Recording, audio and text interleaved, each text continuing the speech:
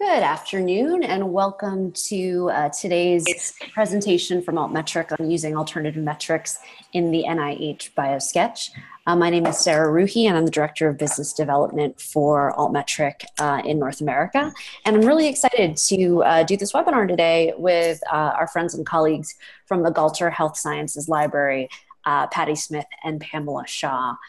Just a couple of quick housekeeping notes. If you are having any issues with the audio or the screen sharing, please let us know in the chat box so we can make sure that we can fix whatever we can on our end to make sure you can see and hear okay.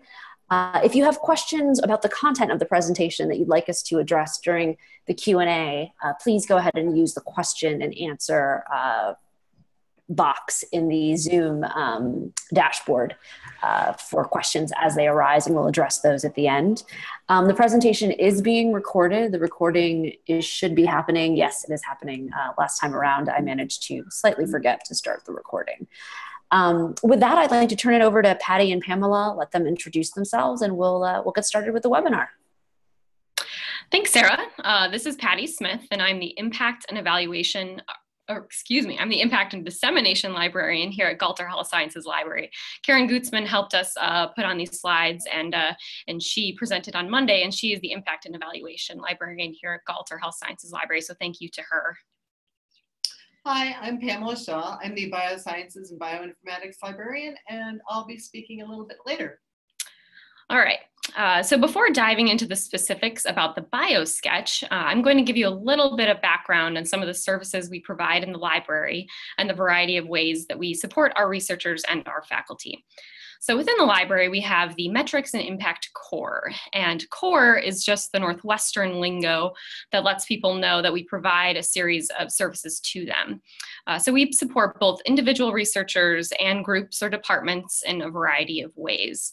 And managing and tracking publications is a big task that we do, but measuring and assessing research impact and communicating research impact are two areas that are really booming, and more people are asking us for help with this. And helping researchers with their biosketches is one specific service that falls under the Metrics and Impact Core, but that's really just one piece of a greater puzzle. Go to the next slide.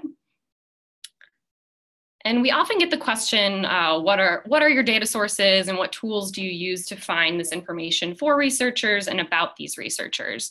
When we first started providing these services a few years ago, we relied heavily on Scopus, PubMed, and Web of Science to gather this data. And while we still use these tools a lot, especially Scopus and Web of Science to pull bibliographic data, we've really started harnessing other tools as well. And Altmetric is one tool that has really helped us communicate researchers' broader impact. But as you can see on the slide, the iSight tool is a newer database that's freely open and available for anyone to use. So if you don't have Scopus or Web of Science, that could be a tool for you. And then the Altmetric bookmarklet is one we use as well. And you can see the variety of different visualization tools on the screen that we also utilize.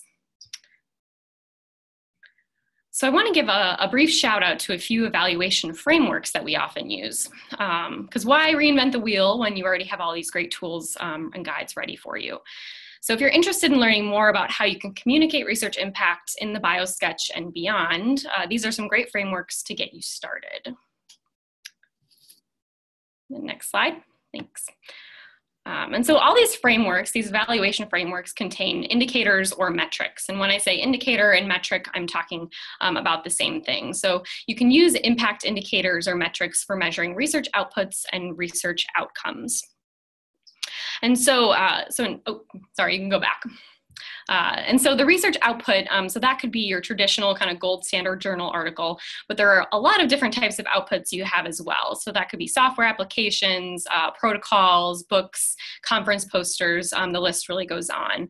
And then the research outcomes does go beyond just citations to a paper, but really gets into advancement of knowledge or citations in policy documents or even publishing books or book chapters, etc. Okay. And in this framework example, the outcome we're looking at is research impact. And on the left, you can see it lists different indicators of research impact. So this could be, measuring the number of citations an article receives, but it could also be mentions in social media. And these different evaluation frameworks do use a lot of different alternative metrics. And so they're really great resources if you want to learn more. And here's just one more example you can reference if you're trying to communicate the advancement of knowledge in this case. So if you have a researcher who has published a book or a book chapter, one way you could measure potential advancement of knowledge would be if that book was used as a textbook for higher education, or there's many different translations of that particular book. So this is another tool that you can reference in the future. And so before we finally jump into the Biosketch, I want to go over the definitions of bibliometrics versus alternative metrics.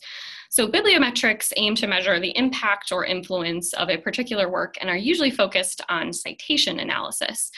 So some metrics that you might be familiar with at the journal level would be the impact factor. For an individual researcher, the H-index, and at the article level, the number of citations that particular article has received. And alternative metrics are really focused on the attention a particular work receives online, and they serve as a complement to these traditional bibliometrics. And the great thing about alternative metrics is that they capture data about many different outputs. So instead of just capturing data about those journal articles, we can gather data on data sets, reports, software, web projects, and many more. And a couple examples of alternative metrics are Twitter mentions, Wikipedia citations, and mass media mentions. All right, next slide. Hi, this is Pamela, and many of you attending this webinar probably already know what a Biosketch consists of, an NIH Biosketch that is, but I've got some words on the slide just to remind you. I'm certainly not going to go through all of this, but a couple of the salient points I want to point out is that the total length of an NIH Biosketch allowed is 5 pages. And so investigators can write up to 5 contributions, and each contribution can only be half a page. So they have to choose their words carefully. And sometimes researchers just talk about their work. This is what I did. These are the results. Excuse me, and they don't think about talking about their impact, and so we will encourage that sometimes. Works listed after the personal statement and after each contribution. Up to 4 works can be listed, both after the personal statement and after each contribution, up to, but not necessarily. They can include things beyond the traditional journal article, like book chapters and conference presentations, even patents and databases and software. Next slide. So this is, the background of this slide is the NIH sample Biosketch, and it's a screenshot, so excuse the fuzziness, please.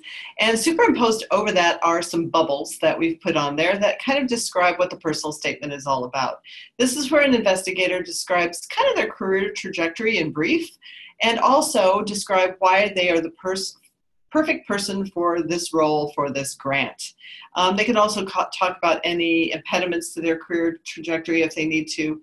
And then they can list up to 4 objects of scholarly output put after the personal statement. Next slide. So the meat of the Biosketch is the contribution to science section. And again, investigators can list up to 5 contributions, and each contribution can have up to 4 citations listed after it. But again, they're limited to only half a page for all of this, for each contribution. So they have to choose their words carefully. But we do like to point out that within a contribution, first of all, the NIH wants to see the background of the medical concept, the researcher's results, how the results impact science or technology, and then finally their role. And we like to point out to investigators that they can use some sort of impact metrics to describe the impact of their work or the role of their work in changing science or technology. Next slide. So when we receive a Biosketch to review, we typically follow this checklist to make sure the researcher is kind of dotting all their I's and crossing all their T's and following the overall template and making sure their personal statement is on point. But it's really the contributions to science section where we like to try and infuse that section with different metrics, whether those are traditional bibliometrics or alternative metrics or both. And this is really to try and provide context to a person's body of work that they they have listed under that contribution. And at the bottom of this slide, you'll see some links to more examples. So we wrote a couple news items that you can freely access if you want to learn a little bit more about this and view some examples. So we have the writing about your impact in the new NIH Biosketch. So that was a news item from when the new NIH Biosketch first came out, and then using alternative metrics to tell your science story. And so there are a few reasons why. Hello? Hey, it's Sarah. I was just going to pause and give folks an opportunity to put any questions they might have so far in the question and answer box. We've covered a lot in 10 minutes, which is pretty incredible. So if you have questions about the framework that Northwestern has set up in terms of supporting their researchers who are doing these kinds of the sorts of analysis they have to do either for biosketches or tenure and promotion or anything like that. If you have any questions about the NIH Biosketch itself and some of the information that Pamela provided, please go ahead and pop those into the Q&A box. And I'll go back on mute since the surrounding area is a little loud here, but I just wanted to check in with folks to see if they had any questions so far. All right, thanks, Sarah. So one reason we like to use alternative metrics on the NIH Biosketch in addition to those traditional bibliometrics is one, the time factor. So if we're looking at number of citations, it can take 2 or more years for citations to really accrue on a particular journal article. And these alternative metrics offer real-time information, which is really valuable for a paper that has just recently been published and doesn't have any citations, or for an early career researcher. So taking a look at what other kind of metrics are out there. Also, alternative metrics can help show how you've reached various audiences. So instead of just peers in your field citing your work, how have you engaged with the public and policymakers, or how are different ways that peers in your field have engaged with your work on Twitter and blogs and other means. And this is really important because the NIH really wants to know if you are reaching the public kind of on that translational spectrum. And finally, as we've mentioned, alternative metrics can track more than just journal articles and books. And so we can get data on those non-traditional outputs. All right, so we're going to illustrate all the stuff that we just jammed into the last 10 or so minutes with a case study or an example. Dr. Linda Teplin is a PhD researcher in the Department of Psychiatry and Behavioral Sciences here at Northwestern University, and she's given me permission to share her biosketch with anyone. She's actually quite proud of it, and she's worked very, very hard on it. So I love being able to use her as an example. She's worked on several grants. So she's an experienced researcher. She's an example of that. She's worked on several grants, and she tends to work with kind of the same research team with a few variations over multiple grants. She does very long longitudinal studies on the bidirectional effects of incarceration and mental health. And the primary investigator role shifts over multiple grants. Her work and her team's work has been cited not only in traditional metric styles like databases like Scopus and Web of Science and citation numbers, but she also gets a lot of attention in news media, in social media, and in other media outlets. So she's a great example. So next slide. This is an example of when I get Linda's biosketch. First of all, I look up her traditional metrics, but also I try to look and see what alternative metrics are out there. So this is a screenshot of one of the papers that Dr. Teplin had listed under one of her outputs, one of her contributions to science. And Sarah's going to walk you through what the screenshot looks like for an Altmetric page. Thank you. And again, apologies for some of the ambient noise here. Let me know if it gets too loud. So I basically am just linking through to the actual article details page live so I can show you some of the features that Pamela has highlighted here. She particularly is drawing attention to specific stakeholder groups that are of relevance to the audience that this researcher is sort of targeting. And I'll let her talk a little bit more about that. But just to make sure that folks on the call are aware of what our data represents. What you're looking at here is an Altmetric details page. And we create one of these for every research item in our database that has received any attention from across the various platforms that we track. So in this particular case, this item has a score of 182, which again, if you're not familiar with our data, probably doesn't mean anything. And certainly in the context of the Biosketch, probably for a program reviewer, the 182 may not mean anything. So it's important to contextualize what that means, both in terms of the number, but also in terms of what's specifically said. So just on this page, what we're looking at here is we give you kind of a summary overview of the article and where it was published, the DOI, the PubMed ID, et cetera. We let you link back to the publisher site to get the data. We show you Twitter demographic information as well as Mendeley demographic information. Mendeley being more of an indicator of scholarly use, Twitter being more an indicator of the general public. And then we contextualize the score. So 182, of course, is not a sum of the mentions, as you can clearly see here. Each mention contributes a different weighting towards the score.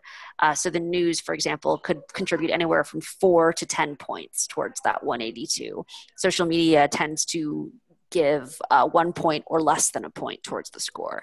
So the total is a weighted sum, and the colors are a key. So red is always news, yellow is always blogs, and the more mentions the item receives across the various types of sources that we track, the more colors you'll see here, the more mentions you'll see listed here, the score will go up, and more tabs will accrue here in real time. So if we check back in and this item has been cited in Wikipedia or mentioned in a syllabus or recommended on Faculty of 1000, you'll see more colors and more tabs.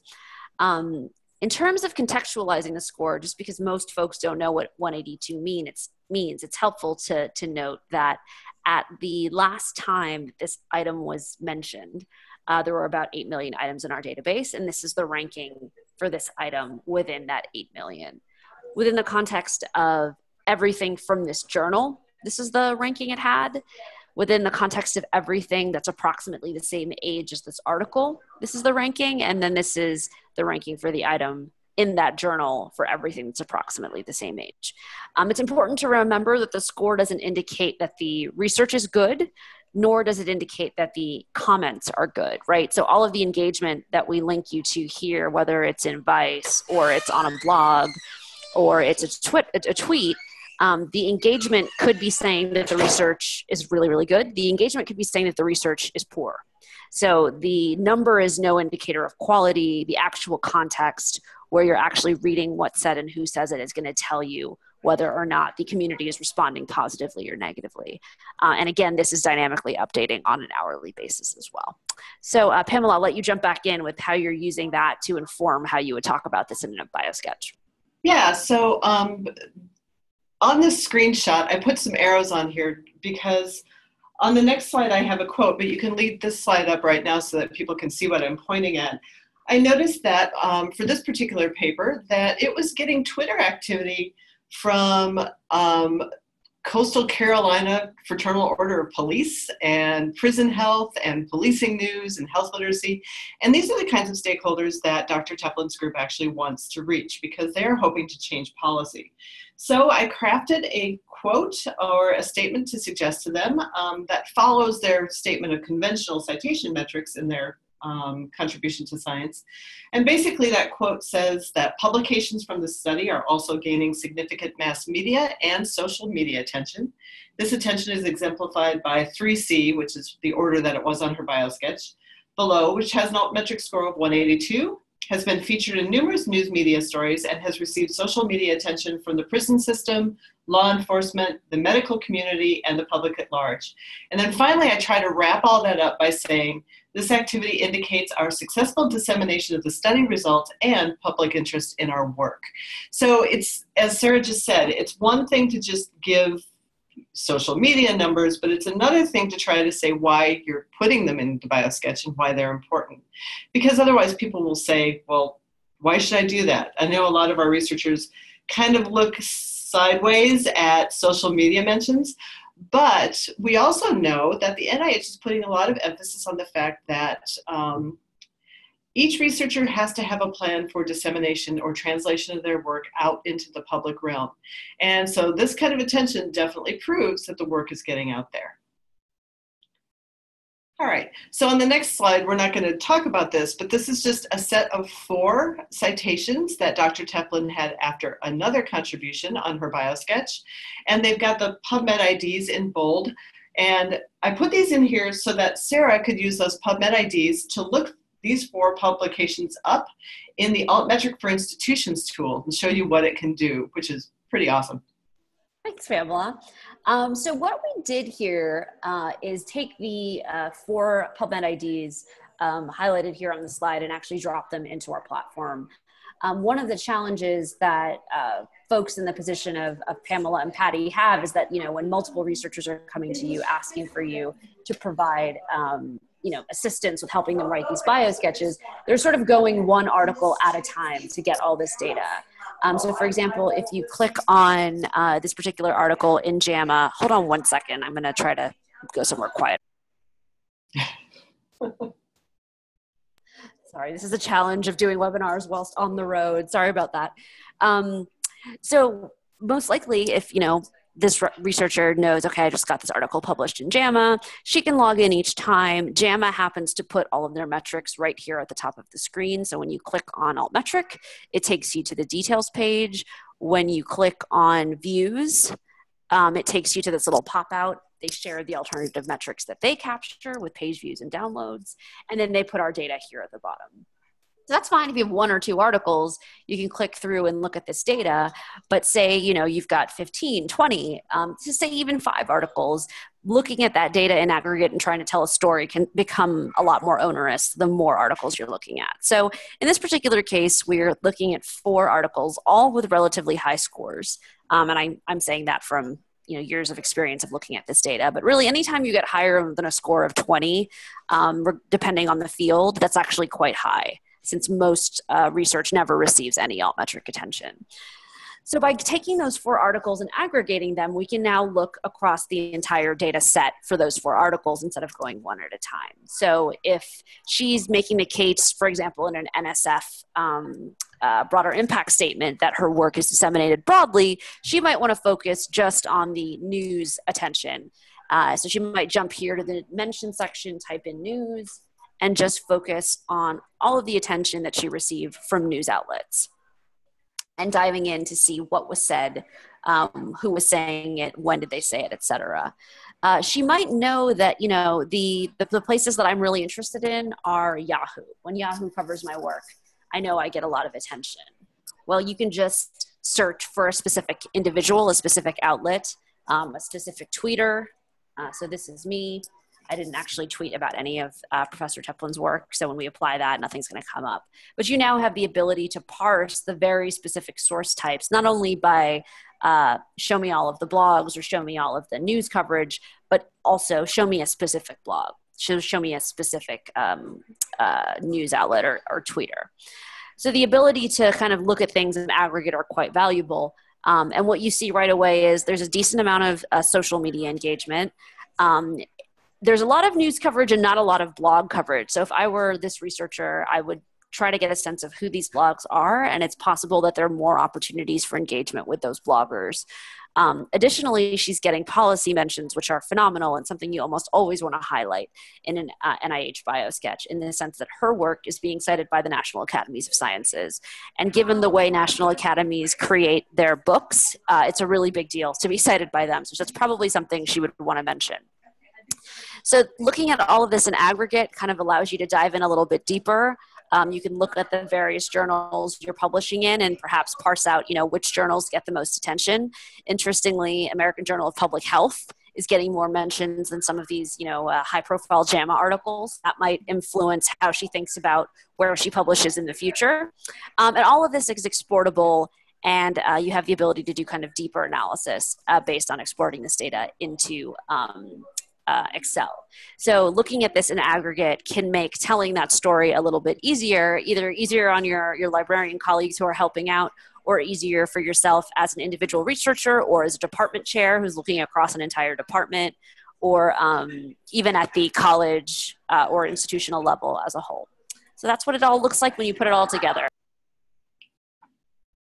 Yeah, that's great. So when we look at the next slide, you may say to yourself, Why isn't the quote longer? And that's because, so those 4 publications generated pretty great bibliometric citation data, but they also generated all that great data that I found through, I ended up using the Altmetric bookmarklet, like Sarah mentioned, to look them up one by one. And I did mention the policy document, but in a different quote. But for this particular contribution to science, I didn't have quite as much room because it was a long one. And Dr. Teplin had been very detailed in the contribution to science, so I had like 2 lines to put in something about alternative metrics. So I kind of said something similar to what I said about the last paper that we discussed. And that's just that it's been reported in numerous news outlets and generated social media activity, again, among law enforcement, healthcare, and the public at large. Except this time I wrapped up saying community, this suggests community engagement and reach beyond academia. So in that case, Pamela, you just had to work kind of with the limited. I had to work with limited time, and I will say, Sarah, that just after participating in this webinar with you today and the one we did together on Monday, I've got all sorts of good ideas for different ways to say things and different ways to point things out. So this has been really educational for me as well.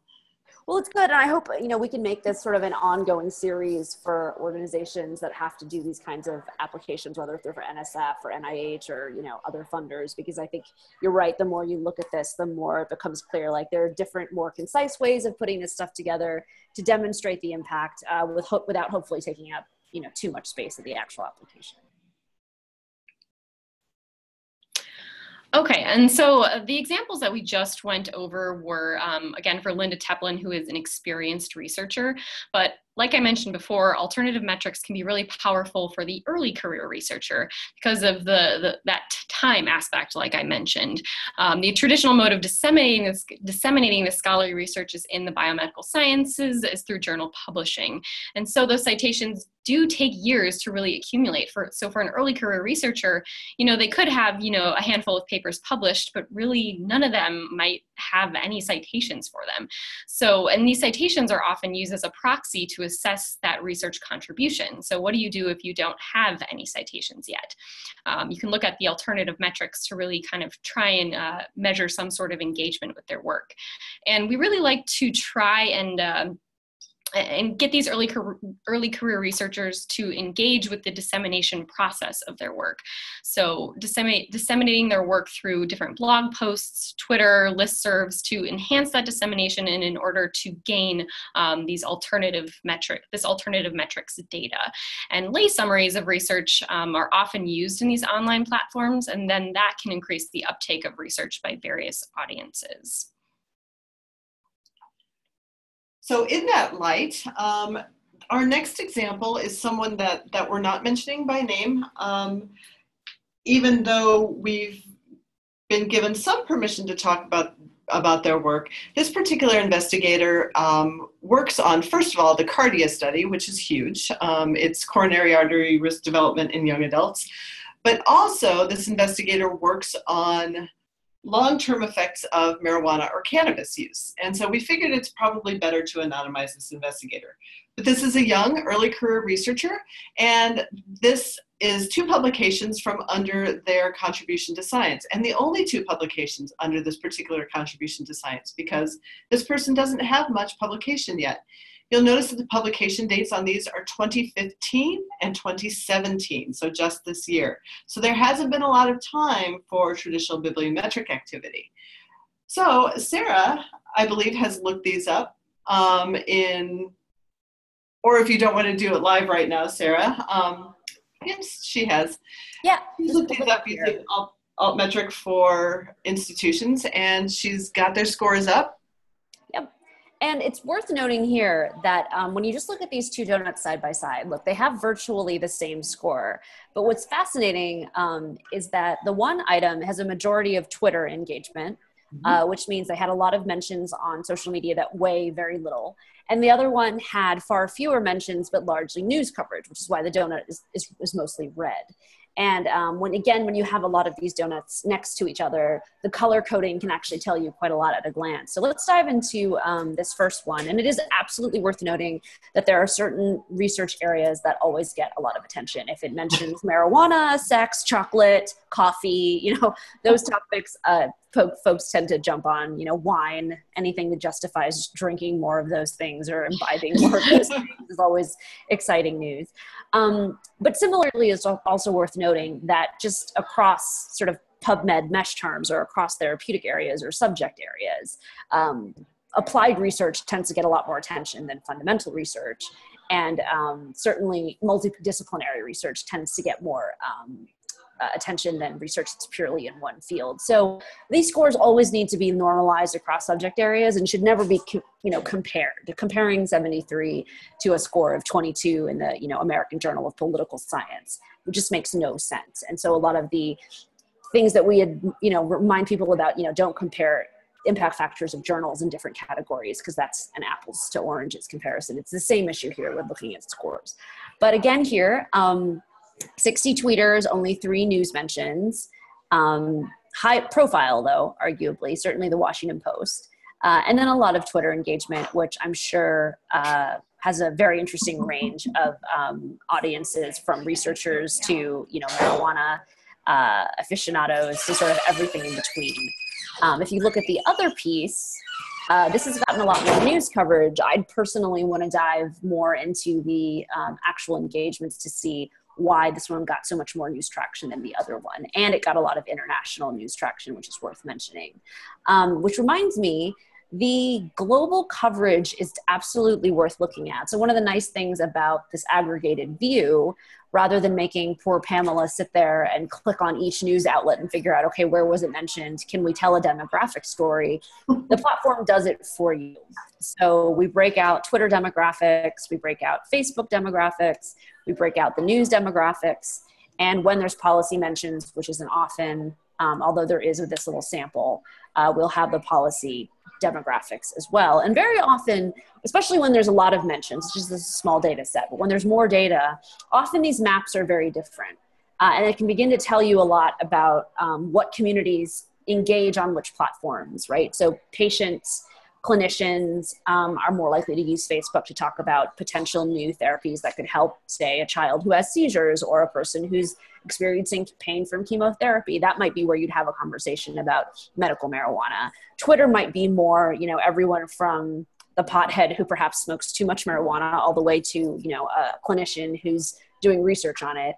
And then the news tends to kind of run the gamut. So your ability to kind of look at this both from a subject matter standpoint and a geographic one can be quite valuable in telling the story of, who am I reaching and are they the people that matter?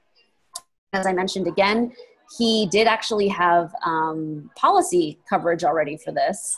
So I kind of want to just jump in and see which organization. Oh, it was National Academies again. So again, a big deal getting published in any of the reports from the National Academies boards. So just again, something to keep in mind when thinking about looking at this data for many article sets at a time.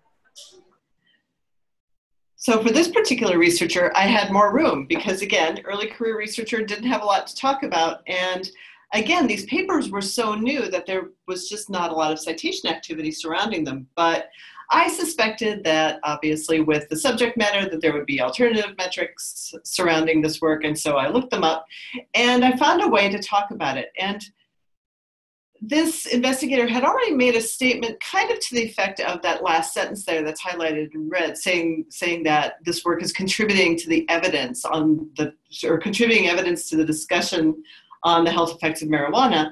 And so I wanted to put some kind of numbers and meat behind that. So I started it out with an introductory phrase at the end of his contribution saying, with growing media and public attention on the debate over legalization, and then I mentioned the numbers that we found. Again, I didn't need to mention the Altmetric score numbers, and I think in the future I probably won't do that as much. Instead, I'll probably just focus on the kind of attention. And also mentioning the numbers of media or news outlets. I don't always use numbers. Sometimes when something has gotten mentioned in the news at all, that's a big deal. As opposed to being mentioned in 30 news outlets. But 11 is quite a bit, so I did mention that. And I'll just want to jump in and make a note here too, is a lot of times when I'm helping researchers communicate their alternative metrics on the Biosketch or even in their CV for promotion and tenure packets, sometimes I'll say things like, this has been mentioned in, 80 news outlets, including, the New York Times, Time Magazine, and, NPR or something like that. So sometimes I put mentions of kind of the bigwigs news outlets in there too. Yeah, that's true. And that goes for Twitter accounts as well. If someone's work has been mentioned on National Public Radio and also been tweeted by National Public Radio, or has been tweeted by the National Cancer Society or the American Medical Association, we kind of tend to call out those accounts by name because they're a big deal. And obviously I also mentioned the policy document because that was a big deal as well. So that's it for our examples and our little talk here. I'm going to hand it back over to Sarah. Thank you, ladies. That's such a great overview as always. I'm going to pause here and give our attendees a chance to drop in any questions they might have in the Q&A box in the last couple minutes here of the webinar. In the meantime, I thought while folks are kind of gathering their thoughts on their questions, would you guys be able to share a little bit of feedback on how researchers are responding to these kinds of recommendations and what, even if it's anecdotal, what they're hearing from their funders when they provide this kind of data? Ooh, I don't know. I will say I'm not sure what they're hearing from their funders. I just edited the Teplin Group's biosketches probably for maybe the 6th or 7th time in the last couple of years, just last week, and I sent them back. And this is the first time that I incorporated more alternative metrics. I found the policy documents. I found, other major mentions that might be worth throwing in there. And they replied back to me. They always reply back to me favorably. They said, oh my gosh, we're going to use all of this, because that was the whole point of their work, is they work with the community and they work with the police. Actually, they go on police ride-alongs, and they want to know how much their work is getting out there. Now, how this extends to the funders, I can't really say. If nobody's gotten back to me directly saying that the NIH was glad to see this. Although I will say that I see in lots of requests for proposals by the NIH that they want to see some kind of indication of dissemination to the larger public. Patty? Yeah, again, I just have kind of anecdotal evidence, but a lot of individuals that I've worked with on their CVs or in their biosketches, and I meet with them to kind of show them how alternative metrics work, it's always positive, and they think it's very cool that they can see how people are engaging with their work. And we have one group on campus, the Oncofertility Consortium. Their director is super excited about alternative metrics and Altmetric, the tool in particular.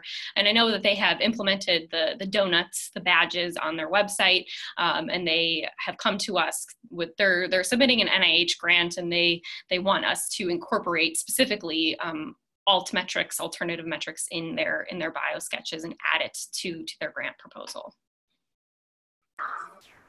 Well, that was a great overview. Thank you. No apparent questions so far, so I'm always happy to end a little early and give folks some time to get on with the rest of their days. As I mentioned, we are recording the slides. We will send the recording of the webinar around, and of course, you have contact information for all of us here on the first slide. And also available via the website. With that, I'd really like to thank Patricia and Pamela, and of course Karen, who couldn't be with us today, but I know it was a joint effort in putting the slides together. And with that, I'll wish everyone else a good rest of your day. Thanks, Sarah. Thank you, Sarah. Thanks, everyone. Take care. Have a great day.